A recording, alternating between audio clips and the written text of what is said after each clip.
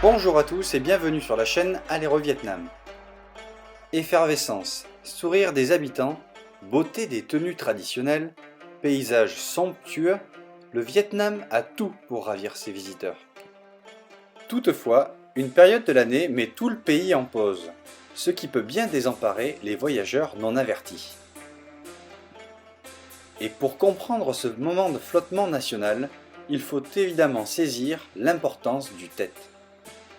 Alors, êtes-vous prêt à entrer dans la vie des Vietnamiens et partager leurs coutumes?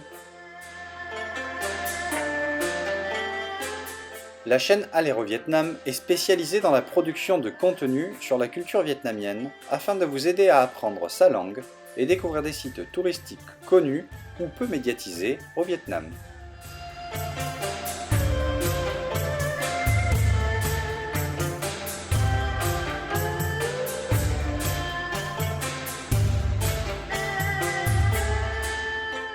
Les deux premières parties autour du Nouvel An vietnamien vous ont raconté des coutumes en relation avec les ancêtres, les divinités du foyer, la construction d'un arbre néo, mais aussi les raisons d'un grand nettoyage de maison, la relation avec les fleurs, et enfin, les traditionnels achats au marché, dont les calligraphies de Monsieur Do.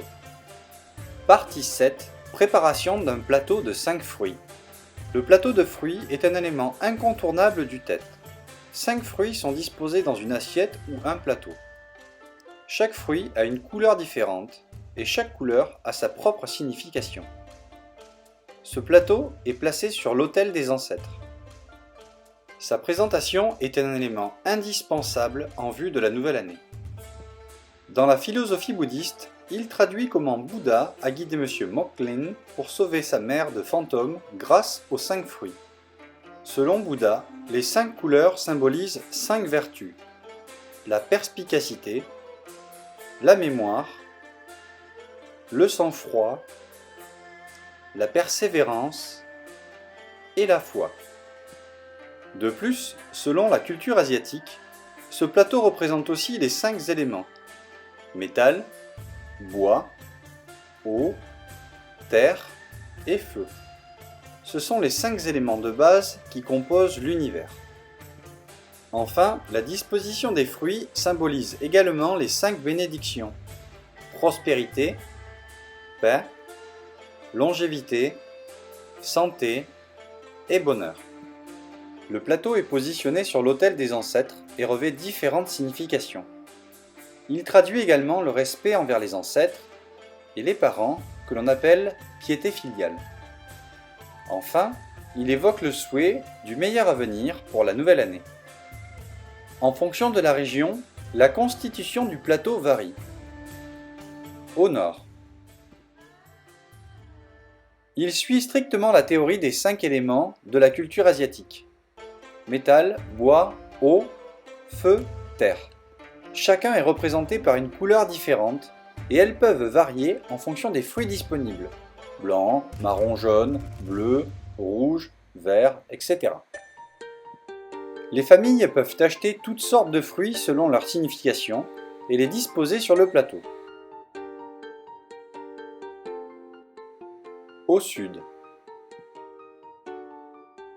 les habitants du sud attachent une plus grande importance au sens donné à chaque fruit plutôt qu'à leur couleur.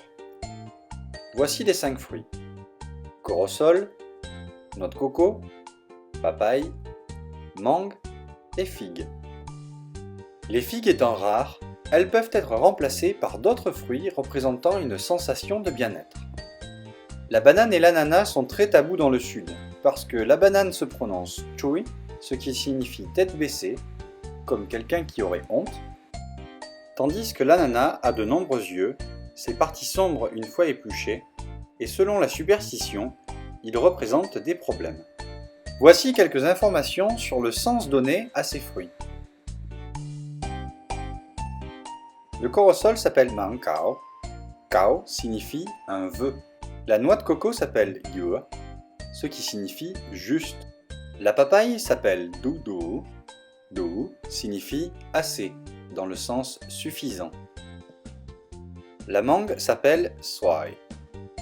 Toutefois, avec l'accent du sud, on prononce sai, ce qui signifie utiliser. La figue s'appelle Shung, ce qui signifie aisé. Ainsi, la prononciation des 5 fruits, Kao, Yua, De, Sai, Shung, signifie « je ne souhaite manquer de rien » ou « je souhaite vivre aisément sans dépenser trop ». Dans le sud, la préparation du plateau est aussi l'occasion pour les gens de plaisanter. Shung peut aussi signifier un homme sexuellement vigoureux. Et je vous passe les détails. En fonction des fruits que les gens trouvent, il y a aussi la caïmite. C'est une pomme de lait. La caïmite, Chai Vu Chua, en vietnamien, signifie saint lait. Et quand on la coupe, la chair est blanche et le jus s'apparente au lait maternel. Je vous passe également les détails. Ah, ces Vietnamiens, sacré coquin. Au centre. La région est soumise à un climat plus rude que le reste du pays. Elle est plus souvent exposée aux tempêtes, inondations, sécheresses, et cela rend la terre difficilement cultivable. Les fruits y sont peu nombreux. Les gens ne sont pas formalistes et garnissent le plateau des fruits qu'ils trouvent. Le plus important est d'être sincère envers les ancêtres et Dieu. Partie 8. Les gâteaux Bánh Chưng, Bánh Tét. Ce sont 2 gâteaux incontournables du Tết. Les ingrédients sont les mêmes. Riz gluant, haricots mungo et bacon. Toutefois, il s'agit du même gâteau et l'allure diffère. Bánh Tét, au sud, est cylindrique, enveloppé dans des feuilles de bananier.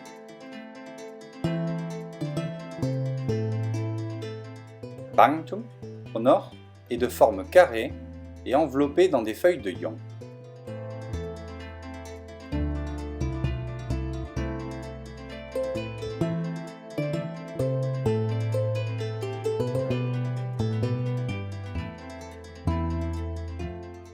Ils sont tous deux attachés avec des liens réalisés à partir de fines tiges de bambou.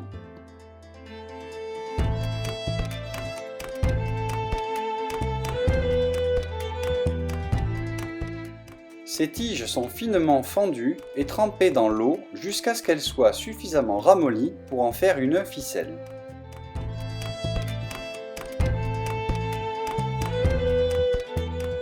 Habituellement, les gâteaux sont emballés le dernier jour de l'année. Le gâteau doit cuire longtemps. Selon le nombre de gâteaux, le temps de cuisson peut aller jusqu'à 12 heures. Ils sont souvent cuits juste après avoir été emballés. Chaque famille cuisine des gâteaux dans sa cour et attend le réveillon. C'est un cadeau traditionnel pour les parents et amis à cette occasion. Les Vietnamiens n'utilisent pas de couteau pour couper les gâteaux. Ils utilisent une ficelle de bambou.